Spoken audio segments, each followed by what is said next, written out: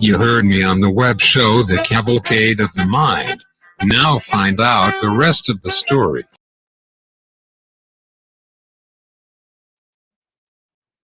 I'm Al McFarlane. Welcome to Conversations with Al McFarlane. Pleased to be here and pleased to have you along today. We want to continue a series that we created a little bit ago in partnership with the Stair Step Foundation. I'm pleased to announce and present as my co-host for today my dear friend Alfred Babington Johnson. He leads the Stair Step Initiative. Today's program is about the second in a series of town hall meetings on the MnDOT I-94 Highway 252 project. I'll say that properly. It's properly called the Highway 252 I-94 EIS. It's a development improvement discussed and being planned for Brooklyn Center, Brooklyn Park, North Minneapolis. We're talking about that today. Brother Babington, good afternoon. Good to see you again. How are you? You have to unmute. I'm doing nicely, my brother. Good to see you as well. Well, thank you for being here. And for our listeners on KFAI, we've been doing this important work of trying to create engagement and awareness about important transportation issues for North Minneapolis, Brooklyn Center, Brooklyn Park. And we are pleased to have a wonderful relationship with leaders at the Minnesota Department of Transportation. And I am pleased to have a partnership with the Stair Step Initiative. Babington, let me have you begin this by informing our readers once again about the vision and work of Stair Step and how we've come to this forum on transportation. Well, Al, for Stair Step, the notion is that we're coming after the key issue of our times, and we consider that to be the breakdown of community. And when we talk about community, we're talking about the way people relate to one another. We actually define community as the way people behave when they believe they belong together. I think that makes a difference in how we interact. And without that, we're kind of living in a time and when the inertia, that is to say, the energy of our times, is leading us into siloed positions, us against them sort of operations in our thinking and in our doing. And so Stair Step is really focused on trying to rebuild the spirit of community, particularly among African American people, although the issue is a universal one. And it kind of really flows, Al, into this conversation we've had and are having with the community and with MnDOT. And the idea is, you know, there was a Maya Angelou quote, Al, one time. It said that I did then what I knew how to do. Now that I know better, I do better. Well, the point of that is clarity, information, education helps us to operate in our own interests in ways that we can't if we don't know, if we don't have the information. And so this project, which really stirs me on several levels, is an opportunity to try to help the conversation become more substantive, more meaningful between an institution that is serving the community, in this case, MnDOT, and the community itself. I think many times African Americans and African people in America think that decisions are made that don't have our input. And sometimes that's because those who are doing things are really in a let sleeping dogs lie kind of posture. You know, it's easier to do things without a lot of input. That's one possibility. Another possibility is that the community itself isn't forceful enough in its own engagement or understanding enough about the situation to be involved. I think we have a unique opportunity here in which we have, as you said, a very special kind of relationship that's developing with some of the folk at MnDOT. With Jerome Adams, who is the project manager for the 252-94 project, and with Chris Hoberg, who is the public engagement manager for this project, and with a fellow who used to be there, John Tompkins, who kind of brought us to the party. But the idea really was, can we facilitate a conversation between an institution and an agency that really wants to do what needs to be done, and with a community that needs to understand the situation better and be engaged so that the outcomes are at least those that have our input. And one of the things that in our conversation with Jerome and Chris that often comes up is uh, there are complex issues on the table. There's different points of view on the table. At the end of the day, nobody is perhaps going to be happy with all the decisions that are made, but we absolutely need to be involved in the discussion. So we're grateful about that, Al. And as you know, we also have asked some very important community folk to join us in this discussion on an ongoing basis. We have what we call a leadership council that's made up of pastors and lay leaders in churches and congregations that in one way or another are fully impacted by this project. And on today, we have with us also my dear sister Hortense Holly, who's here representing her pastor in the extraordinary church, New Salem Missionary Baptist Church. We have a fellow I call the Arizona Razorback, one of the greatest voices and one of the best preachers in all the land, the Reverend Dr. Gaither Robinson, who is the pastor of Pilgrim Rest Baptist Church. And I hope he'll be able to get on, but we also have Reverend Dr. Francis Tabla with us. He's having some technical problems. I hope he'll be able to fully engage, but he is the pastor of Ebenezer Community Church in Brooklyn Park, one of the largest congregations of West African people in the metropolitan area. So we're happy, Al, to be involved in this dialogue. Well, I can tell you that I'm so glad that you were connecting with Insight News and Conversations with Al McFarlane for two reasons. One, the information, the discussion is a critical one. It's timely.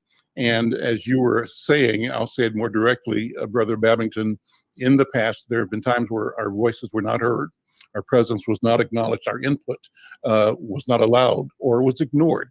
And I want to commend the Minnesota Department of Transportation, particularly the leadership of our guest today, Jerome Adams and Chris Holberg, and their leaders, because there is a new intentionality that I think is worth noting and worth lifting up. We think it's a model for the future.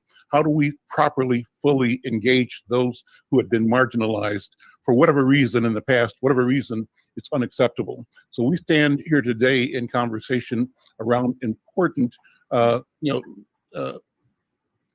decision-making about what kinds of sustainable lives we're going to lead, not only in the arena of transportation, but all the things that are affected by that as well. Health and wellness, economic development, public safety, access, all these things are on the table. And I am glad that this is a forum that allows us to bring those ideas forward, bringing the voices of community with the leadership group that you've assembled, Brother Babington, and with the team at the Minnesota Department of Transportation. So I'm going to let you introduce our guest and sort of go into the areas we want to cover today. Okay, so let me begin, Al, by just asking Jerome, the project manager, a direct question about the overarch of this entire thing, because we have all these agencies of the government, of the state, HHS and the Department of Health and Commerce, etc., and we have transportation, MnDOT, and I think often our thinking about it is pretty sterile. You think about it in terms of roadways and traffic lights. But I think what we found out in our dialogue with Jerome and with Chris is there's something much more substantive on the table. So I just want to ask you, Jerome, if you would just begin by helping us to understand what the mission of MnDOT is. Yes, thank you, Reverend Al. How are both of you doing today? Good. Great, thank you. Excellent. Thanks for having us on the show. So I'm going to start with a bland policy statement, and then we'll have a conversation about that. What does that mean? So MnDOT's mission is to plan, build, operate, and maintain a safe, accessible, efficient, and reliable multimodal transportation system that connects people to destinations and markets throughout the state, regionally, and around the world. So that's the policy statement. Now, what does that mean? And buried in there is this word multimodal. What does that word mean? So what that means is that MnDOT works on transportation, and that includes roads and bridges, it includes railroads, it includes ports, and airports. And in doing those, that includes passenger vehicles, freight vehicles, it includes pedestrians, it includes Americans with disabilities, and that is kind of our core mission. Specifically on this project, MnDOT is in charge of operating I-94 and Highway 252. And so because we're in charge of operating I-94 and 252, it's our job to make sure that we maintain them and improve them as needed. And then one little factoid I throw out there, some people don't realize that MnDOT, one of its functions is to operate as a big bank. And so what we do as a state transportation agency is we funnel the federal transportation dollars through MnDOT, and we help get that money to local governments, such as counties and cities, so they can pay for the roads and bridges that they operate as well.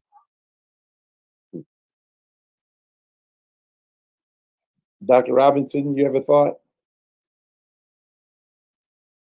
You have to unmute yourself. I was just wondering, I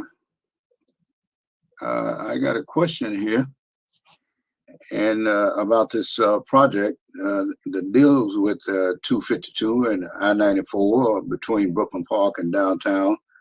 And I was just wondering if you could tell us why this is the focus of the project. Yes, Reverend Robinson, thank you very much for that question. So why are we working in this area? And so in general, the project has been identified that it starts in the south at 4th Street North and I-94 in Minneapolis, goes to the north onto 252, all the way up to where 252 hits Highway 610. So why are we working there? I think that's the question. Well, you know, projects like this and of this size don't just appear overnight. And so it all starts with, you know, we identify some of the needs, and some of the needs are that there's a crash problem, there's difficulty for pedestrians to cross Highway 252, there's connectivity problems. Those are just some of the needs. And studies like that even started in 2014. And so Brooklyn Center as a city really led starting looking at doing something to Highway 252. And Brooklyn Center did a study from 2014 to 2016 to look at what they could do on Highway 252 in Brooklyn Center, and they came up with several alternatives there. And they tried to lobby for some money to do some work. But it doesn't end there. So then we have project partners. We try to work with the surrounding cities, Minneapolis and Brooklyn Park, and Hennepin County started to take a lead role. So Hennepin County then initiated an environmental assessment to say, let's look at all of 252, not just Brooklyn Center, but also Brooklyn Park. And so from 2016 through 2018, 2019, Hennepin County really led an effort to look at what can we do to make 252 a better highway and better for the cities. Well, as we do that work, we realize that as we make improvements to Highway 252, it affects I-94 just to the south. So the next question becomes, well, how far south on 94 should we go? And in our analysis, we determined that a lot of the traffic does exit there at 4th Street North, and we could stop the project there, and we really didn't need to go further to the south on to 394 or the Lowry Tunnel. Does that make sense, Reverend Robinson? Yes, that makes sense to me. I was just a little bit concerned about all of the, once this project starts, all of the traffic that's going to be over on Lindale in that area. And that's going to affect us because our folks will be trying to get to church, and with all that, with a detour like that, it's going to get kind of difficult because there's a train in the way. Yes. Has that been considered? Yes, and Reverend Robinson, we're definitely going to look at traffic management during construction. Now, the timeline on this project is it's 2021 now, and our goal is to select a preferred alternative by 2024, and then construction we're hoping would start in 2027. Now, preliminary analysis indicates that we should be able to keep traffic running on I-94 during construction, okay? So that should minimize people having to detour onto Lindale, okay? That is our goal, but Reverend, that is a conversation that we want to keep having in 2023 and 24 as we narrow down on that preferred alternative and really talk about, well, how are you going to manage traffic during construction, and how does that impact your parish, your church? And that is definitely a conversation we want to keep having in the future. You know, I really thanks Reverend Robinson for bringing out that kind of important nuance in this whole discussion. So I'm as you're talking, Jerome, you and Chris, you talk about these goals for the project, these large goals, safety goals, reliable transit goals. But I know that as you are planners, that as you have these goals, you also have sub things, objectives, other targets on the way to the goals. And I'm just wondering, what are the other kind of objectives that you have for this project? Chris, I'm wondering, do you want to tackle this one? Yeah, I think I think the first thing we always start with is kind of identifying what the purpose for the project is going to be, and then trying to identify what we call needs, or essentially issues on the transportation system that need to be addressed or need to be fixed.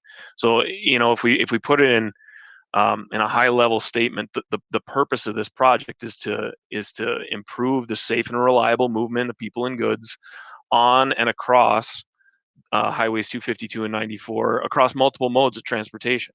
So it's not just people driving in cars; it's also people walking, biking, rolling, taking transit. Any number of ways that people can get around. We want to make sure that we're turning an eye to those and understand how we can better move people in a safe and efficient manner. Now that kind of leads us into, well, what are the problems that we're trying to solve, right? What are the needs that exist out there? And based on some of the analysis we've done, we've really identified three primary needs for this project. Vehicle safety being one of them. People driving in cars, we know we've got some crash issues on both of these highways.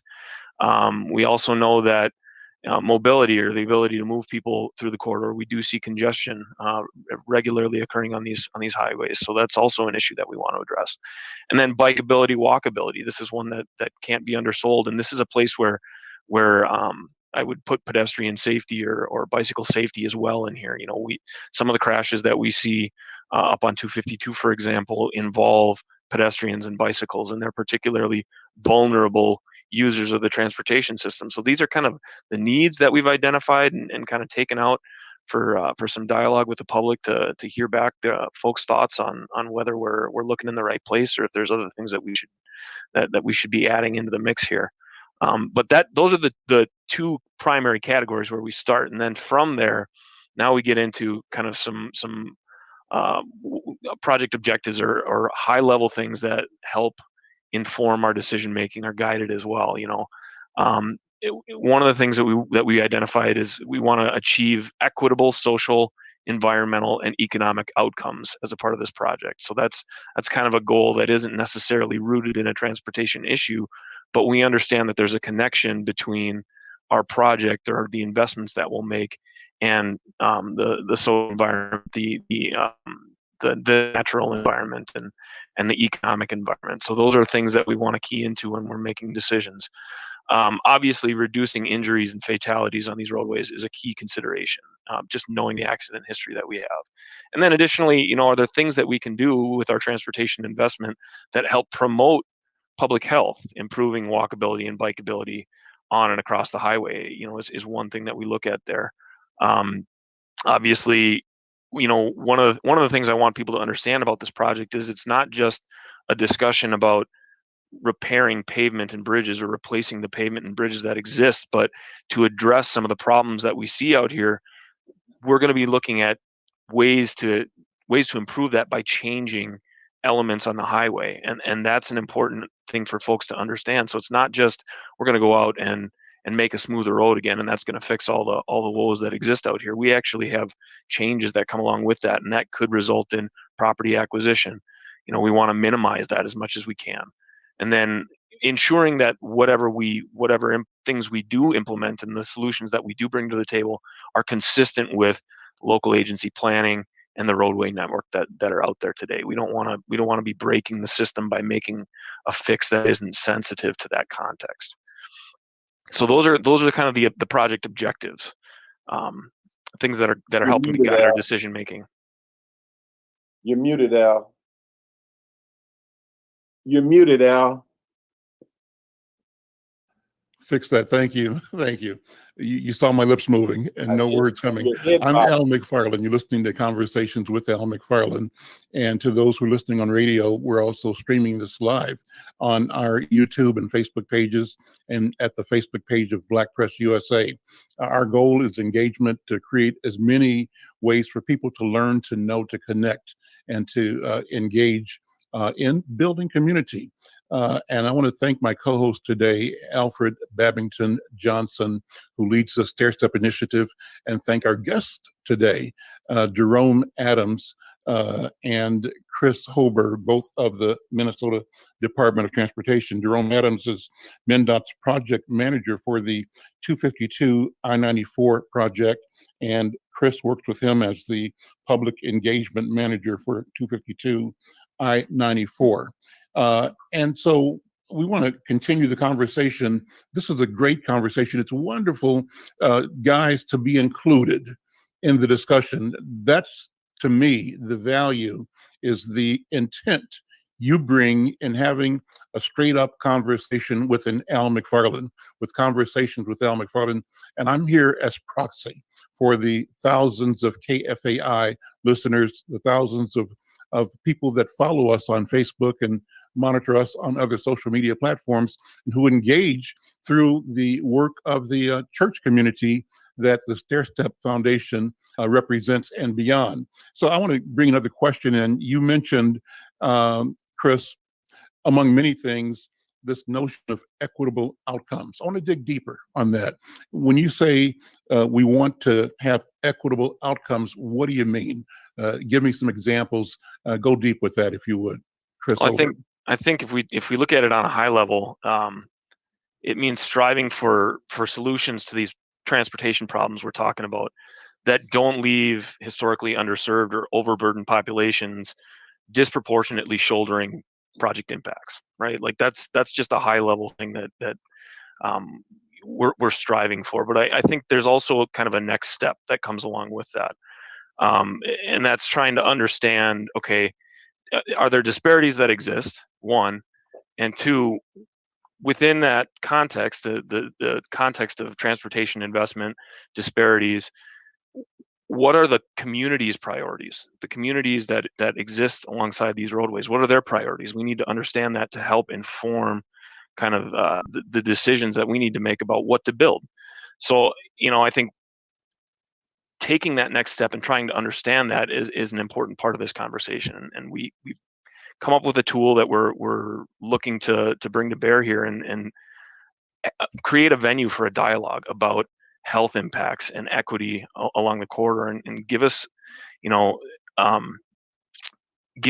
an idea of how these decisions or what should be part of our decision making when we go down this path. So we have a group of neighborhood advisors we're bringing together to help guide this effort. We really want them to help us oversee the equity and health engagement associated with it, to help us understand what are the equity and health conditions that currently exist, how transportation can kind of fit into that, how what are opportunities and what our priorities should be when we're looking at these things, and provide input to our leadership and elected officials about project elements, alternatives, and how fitting within that lens that this group kind of helps develop. So I think, again, when we talk about equitable outcomes, it's about understanding It's about understanding benefit and impact and disparities that exist, and how transportation can play a role in moving barriers to good health or barriers to equity forward. Let's bring Nini in. You have a question, and you maybe unmute your microphone. And welcome to the program. What's your question or comment? Well, thank you very much. I do use this quarter quite a bit, between 252 and 94. So safety is always a concern. But is there, along this stretch of highway, is there more safety concerns than other places? Is it more dangerous than usual in other areas? And if so, why? Thank you for the question, Amy. The short answer is yes. That's the short answer. Yes, it's more dangerous. Now, what does that mean? How can I break that down? So on Highway 252, there was a total of 1,512 crashes. And of those, 654 reported intersection crashes between 2016 and 2019, so a 3-year period. But again, what do those numbers mean? The fact is, Highway 252 ranks as one of the highest crash roadways in the state. What we know is there are 6 signals on Highway 252, and of those 1,512 crashes in that 3-year period, half of them occurred at 66th Avenue or 85th Avenue. And that makes sense because those are the first signals that you encounter on otherwise it's freeways on either end. And crashes do include 6 fatalities. That means 6 people died between 2003 and 2015, and 2 people died between 2016 and 2019 for a total of 8 deaths there. So people are dying on this highway. And then to really kind of frame it, all 6 signalized intersections are in the top 100 worst signalized intersections in the state of Minnesota. And 66th Avenue signal is ranked the 2nd worst intersection in the state. So yes, 252 is more dangerous than many highways in Minnesota. So to follow up on Nini's second question, could you just say more about the why part of that, Jerome? The why there are crashes? Why it's more dangerous? Right.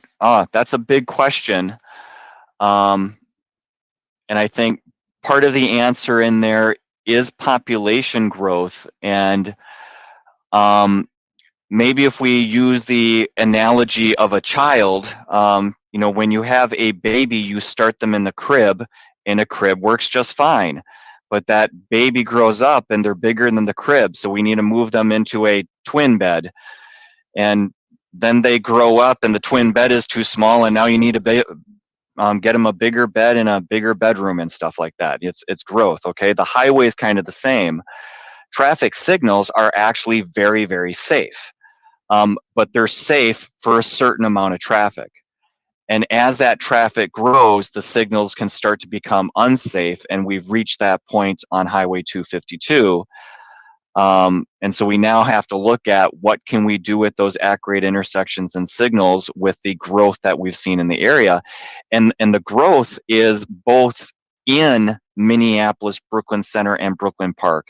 And of course, it is also growth that is happening in the outer suburbs like Blaine or city of Anoka and whatnot. But there's definitely growth in all of those cities, including Minneapolis, Brooklyn Center, and Brooklyn Park.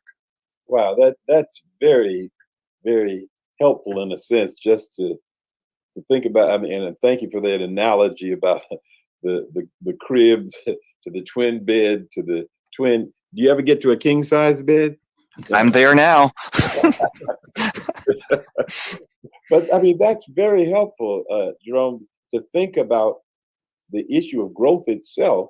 The highway was built at a time when there was less population, and as it grows, it has to mature, or that's for that. It's very helpful. Let me ask you about this, because I know this is something that you and Chris have also infused into some of our discussions. It's the issue of impact on health issues. And I think by and large, we think about transportation and highways very, very simplistically. So when you start talking about things like Al asked about equitable outcomes or health impacts or what have you, you have to maybe help us in the same way you just did about the growth impact. How does the highway impact health issues? Yeah, I think the first thing that comes to mind when we talk about health, Reverend Babington, is it's a really broad topic, right? In the context of a highway project, it can mean a lot of things, even within that kind of specified context. So it can mean something like a person's physical safety, right? When you're driving in a car or riding your bike or even walking on the sidewalk. It can mean improving access to recreational resources like a park or the Mississippi River in this context, providing high quality facilities that promote active transportation, people moving and walking and getting from place. That can be a boon to better health. It also, we know that most cars are producing exhaust when they're driving up and down the road, and that can affect air quality, and cars create noise, and those are things that we need to be considering when we're thinking about potential changes to the highway. So air quality, that's a direct tie to respiratory health and asthma and things like that. So all of these are things that we have in our minds when we're thinking about making an improvement, and it's important to understand as well that just because we can make an improvement to one thing doesn't mean that that's also improving something else, and sometimes they might work in opposition to each other within the context of health. So the conversation of health and highway infrastructure or infrastructure investment is a very complicated one, and again it's sometimes at its own odds depending on how you're looking at it, and that's all part of what we need to evaluate with these different alternatives, and part of why we're hoping that this equity and health assessment is going to help better round out our understanding of what's important to these communities alongside the highway. What can we focus in on? So as we make decisions, we have a full picture there, and those decisions are informed decisions. Just to follow up that a little bit, Chris, you say doing equity and health assessments. What does that mean really? Sure. Yeah, and Chris, I'm gonna have you explain that in a second. I just had a thought I wanted to add into this conversation before you explain the EHA. And one of the risks that Chris and I have is we can be on this radio show and we can sound like we know everything.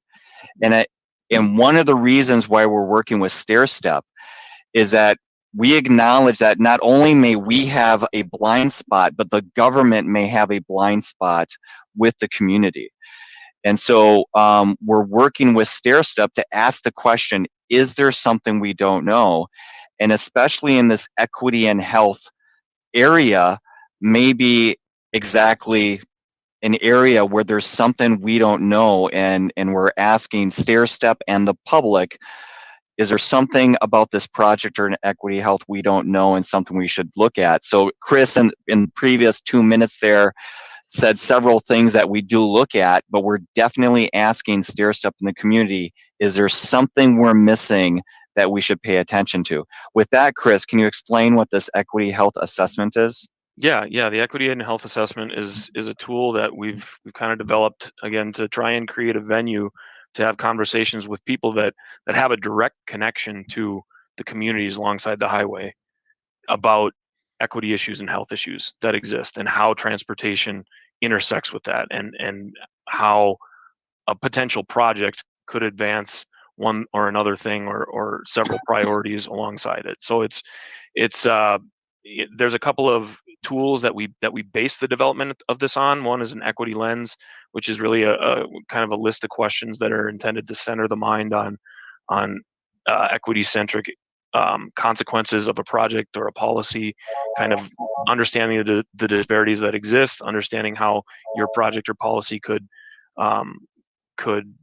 contribute to or help fight against the disparities that exist, and then a health impact assessment, which is another tool which forms that kind of discussion around health and provides some structure and methodology to the effort. So that's where we kind of get this equity and health neighborhood advisors group to help steer us and guide our engagement efforts and inform the EHA and how it progresses.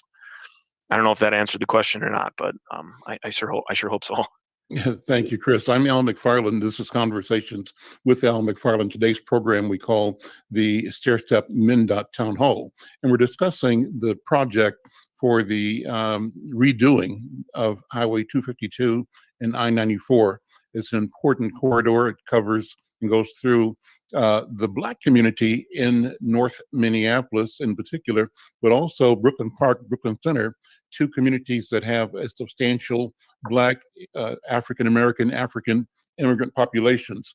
And what's significant to me in having this discussion, from my point of view as a communicator, it's one of the first times that the department has been extremely intentional in reaching out and creating a discussion, seeking feedback, seeking testimony, seeking challenges, as a matter of fact, with the intent of ensuring that all interests are being considered, being lifted, and that the best decisions can be made to create or to undertake the stated mission that is improving, transportation and access, as our guest stated today. I want to thank our guest, both Jerome Adams, who is the project manager for the 252 I-94 project, and Chris Holberg, who is MnDOT's public engagement manager for the 252 I-94 project. And I always want to thank my colleague and partner, Alfred Babington Johnson, for creating this opportunity and co-hosting with me today.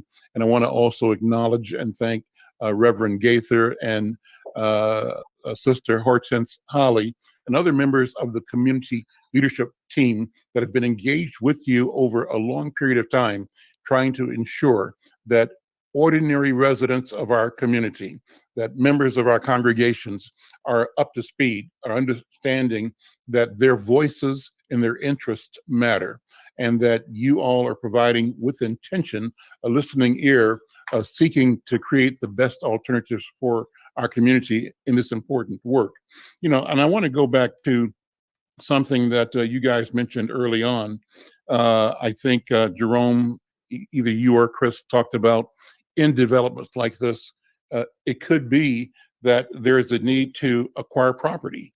And the fact is, too often, cities or states or the federal government have disproportionately impacted low-income people, or people that seem to have less power when they make property acquisition decisions. What are you talking about? I mean, I'm looking at Rondo, for example. I'm looking at North Minneapolis, where I-94 came in. These were Black neighborhoods that were decimated, people who were displaced, and typically without warning or notice, and simply generally without their being able to voice an objection or to participate in the decisions that altered their community and their lives forever. This is different because it seems to me, Jerome and Chris and Brother Babington, there's an intentionality in ensuring that all voices are heard. So the question I ask is, go into how you are approaching this question of the possibility of having to acquire property. Should Black people be feeling like they're at risk again, or should white people be feeling like they're at risk? How do you manage the risk of residents in the community who may be impacted by decisions to acquire their property to create the best outcome for the entire community? Who wants to take that on, Jerome or Chris? Yep. I'll take that one. And again, thank you, Al and Reverend Babington, for inviting us on this radio show and asking these questions. These are very important questions. And we want to work with the public in showing the pros and cons of the alternatives we're going to consider. And, again, I mentioned schedule again. We're hoping to pick a preferred alternative in 2024. So we're starting a 3-year journey where we're going to do public engagement and show alternatives to the public and really explain pros and cons of different alternatives. And you're going to start seeing alternatives here coming out in September and this fall and whatnot. So I think what you said, Al, is how do you manage right-of-way acquisition? And I think the word equity comes in here, and doing public engagement is key. How do we manage informing the public if we're doing something unequitable versus equitable? And we do that through public engagement events like this and showing the public what each alternative does. Let's start, Al, by explaining that the governor of Minnesota and the commissioner of transportation acknowledge that the government has participated in systemic racism. And when I say the government, that's the federal government across the United States, and that's the Minnesota government in the state of Minnesota, and even our cities and counties. So they acknowledge the government has participated in systemic racism. And they want to make sure that on all projects going forward, and definitely this project, that we're not perpetuating that history of systemic racism. So you just mentioned Rondo. So, you know, what exactly in right-of-way acquisition does systemic racism mean? It means that the government decides we're going to target a very specifically Black neighborhood, and we're going to demolish their homes so that we can preserve homes of white people. Okay, so that's systemic racism, and we do not want to repeat that. So how do we manage that? We do public engagement, and we show alternatives to the public, and we show the impacts and the benefits of each alternatives so that you can make decisions with us on what makes sense. So again, we've been studying this project since 2014, and one of the first rounds of conclusions was made in 2016. And back in 2016, a conclusion was, let's put in interchange at 66th Avenue. And in doing that, we identified that there would probably be around 10 relocations at 66, okay? Well, in 2016, you know, rightfully, those citizens complained and said, hey, I don't like that. Can't you put this interchange somewhere else? So we continue to study it through 2018 and 2019 of, can we put interchanges somewhere else? Can we put it at 70th? Can we put it at 73rd? And we're going to do that again in more detail over the next 3 years through 2024. So MnDOT, with StairStep's help, and doing public engagement, we do want you to pay attention to these alternatives we're putting out. We'll give you the raw data, you know, this alternative takes this many homes, and this alternative takes this many homes, and this one takes that many homes. Then we have to do this equity piece. Okay, well, it's not just raw numbers. Of those homes that each alternative could take, are you disproportionately impacting the BIPOC community? Are you disproportionately impacting another community? And we got to very carefully consider those. So it may be a situation that I want to remind everyone that equity does not mean equal. So, for example, this is a hypothetical. There could be an alternative that takes more property than another alternative. But when we look at the alternative that takes less property, maybe we find out that that seems to target the BIPOC community. And we go, well, wait a second, is that fair? Or would it be more fair to actually pick the alternative that maybe takes more property, but theoretically doesn't target the BIPOC community? So again, these are all hypotheticals. Over the next 3 years, we hope you walk with us as we show you alternatives and show you these impacts, and we can see the difference between just raw number of property takings and versus who's being impacted. I think I will say, as we are not talking about a Rondo neighborhood situation where we're taking out city blocks. We are not talking about that. So again, I threw out a number. One alternative had 5 residential homes that would have to be relocated. Another had 10. So we're in that area. Mm-hmm. We're not in city blocks worth of relocations. Got You it. know, Thank you. this is a very helpful conversation, as Al has indicated on more than one occasion. And some of it is for us to understand the high level thinking, the concepts that are involved. And another is to understand some of the lingo, some of the language that you're putting forward, and so that when you're saying spoon, we recognize you're actually talking about something that could help us with our cereal. So I'm wondering though, you said alternative. That's been something that's mentioned several times. You also said, I think, elements. And so can you help us with some of the lingo of that, and definitionally and impact as best you feel it?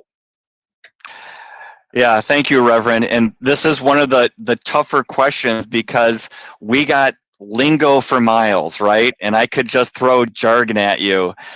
And so we're trying to figure out how do we explain this so it isn't laden with all this jargon and stuff. So the bottom line is we want to pick one project that we can build. That's the goal, okay? So we're going to consider alternatives. And what does that mean? And those alternatives are made of elements. What does that mean? So let's start with elements. And, you know, analogies do get a little bit clumsy, but we could sit here and say the elements are ingredients and the alternative is the actual recipe, okay? But we don't know if we're making a Mexican dish or a cake or we're making a steak. So, you know, we have to figure that out. If you're making a steak, could you give me a call? I will give you a call. I like steak too. So Yeah, we should definitely go ahead, Chris. I would, you know, I look at it like if you think about a different intersection design at one location, that would be like an element, okay? Or a pedestrian bridge at another location, that would be a different element. A specific type of transit service up and down the corridor would be another element. And what you do is you come up with all the different elements that you can think of and combine them in different ways to come up with a particular alternative. And then you can weigh that alternative against, well, what does that mean for the needs that we have on the project and our project purpose? How is that alternative advancing resolution to these transportation problems that happen? And what are the benefits and what are the impacts? And then you can stack up all these different alternatives that you've put together from 50 different pieces and put them next to each other and understand, you know, what are the benefits of each and what are the impacts of each. And from that, then you can kind of start to see there's going to be some that rise up and some that fall away. And of the ones that rise up, now you start to get a little bit more granular in your understanding, and you look at things on a deeper level and start to see, well, this one has this performance and this one has that performance, and eventually you whittle yourself down to that preferred alternative, the right thing to build based on all the different criteria that you're looking at this through, and what your objectives are, and how you're correcting the deficiencies that exist.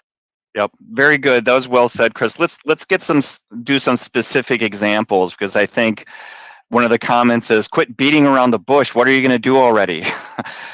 So let's talk about some elements. So some elements could be, should we leave at-grade intersections on 252? What does at-grade mean? It means the traffic signals right now have two streets crossing at the same level, okay? So should we continue to have intersections like the signals on 252? That's one element. Another element would be, can we get rid of the signal and build bridges over 252 or 252 over the local roads and create a freeway? So that would be another element. Don't forget, Jerome, we can change the configuration of those intersections as well as alternatives for consideration as well. So just because you have those two roads coming together, right now they're configured in a certain way, you can change those configurations and get some different characteristics as well. So that's something that needs to be considered. Well said, Chris.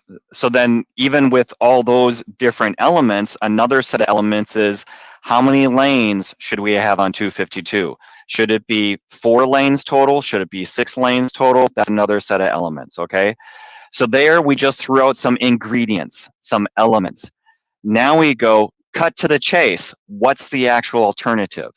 So again, if you look at the 2016 study, which again, we have this on the MnDOT website, or the 2018 public engagement, you'll see some of the alternatives that were done there. So one was, let's get rid of all 6 signals and let's put an interchange at 66, an interchange at Brookdale Drive, and an interchange at 85th. Interchange means what, Jerome?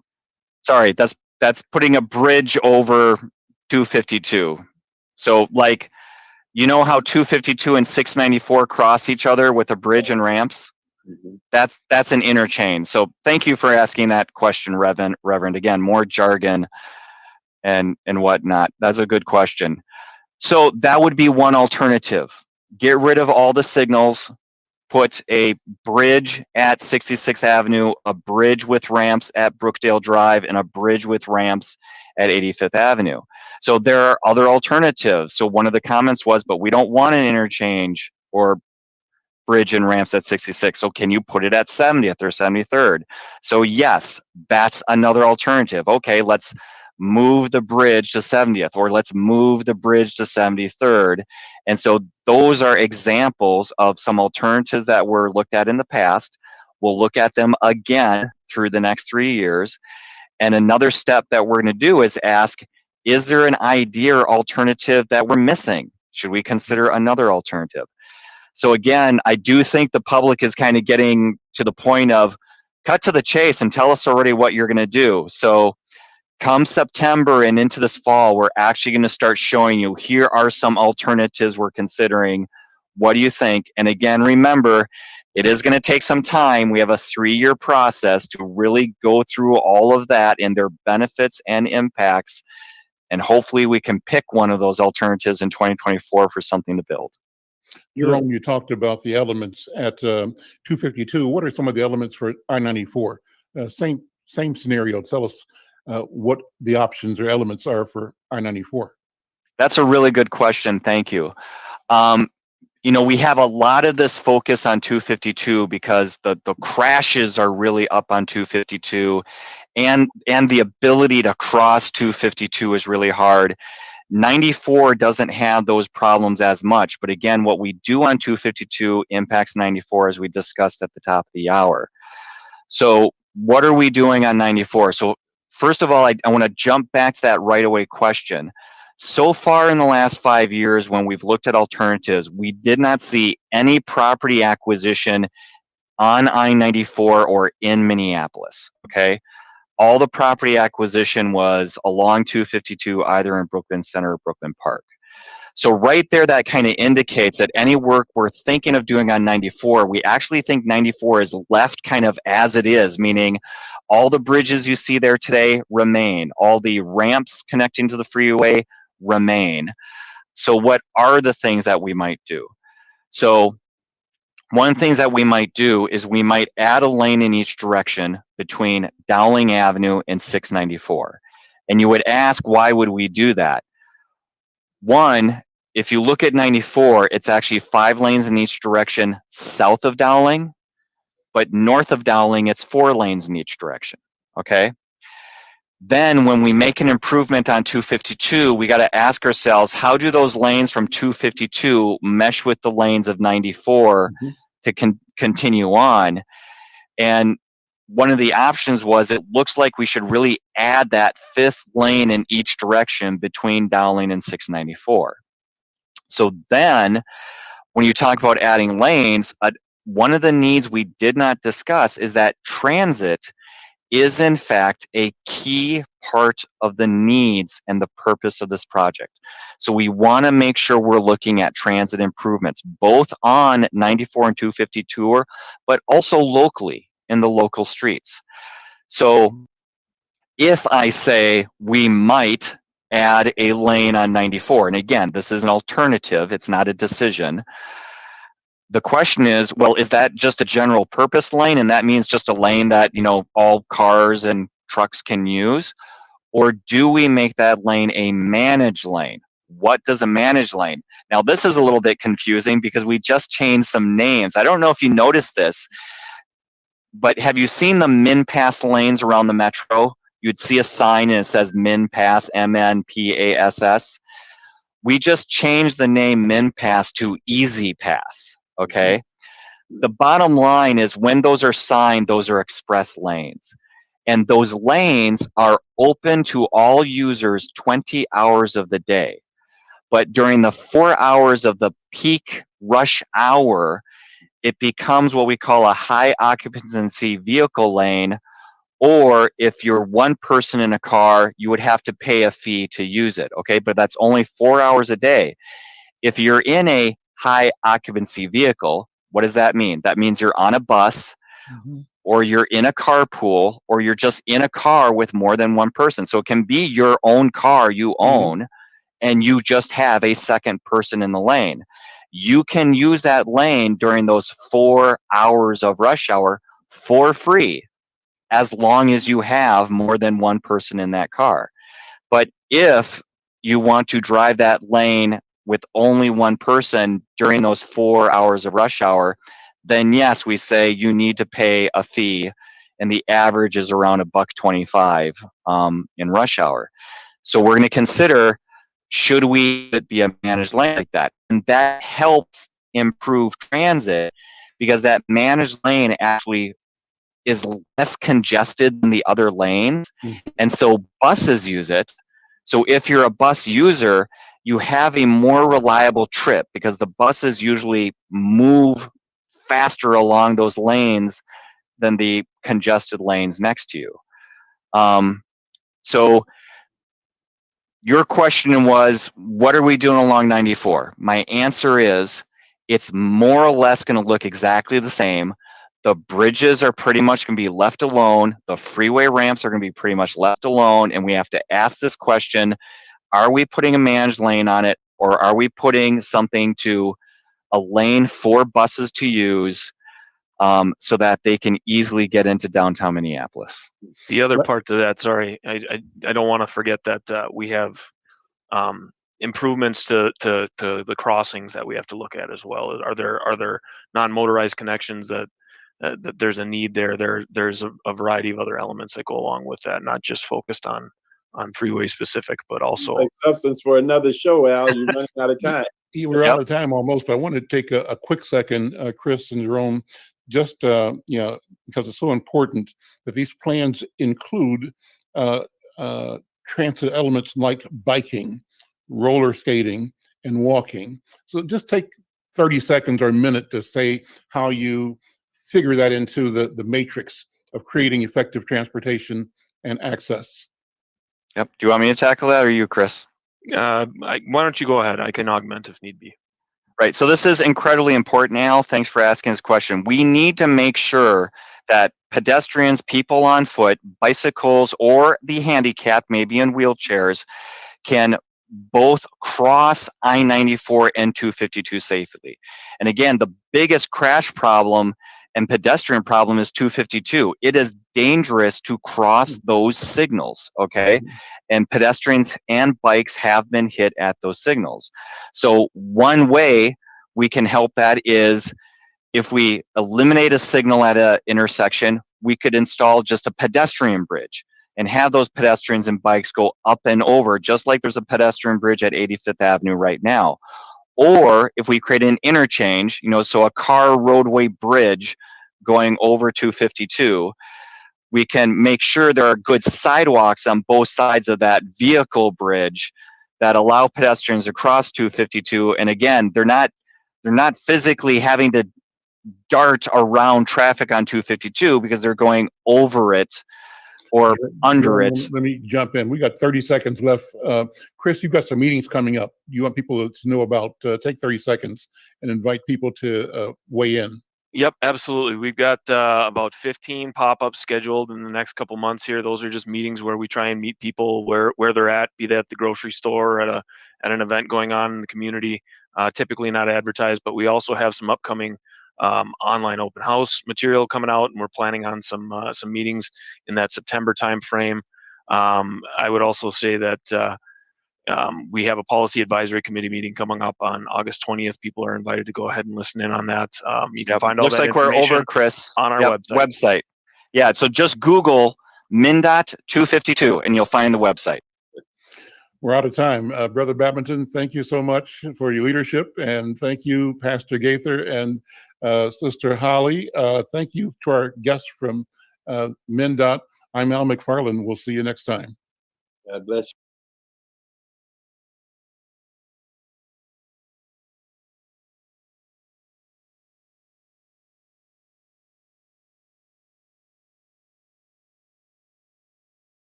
It's time, it's time, it's time. I know it's time.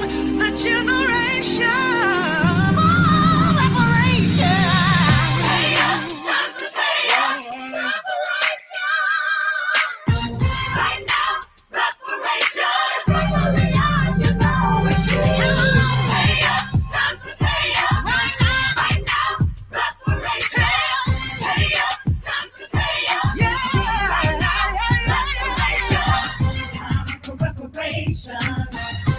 now, time for reparations. Time for reparations. Right now, time for reparations.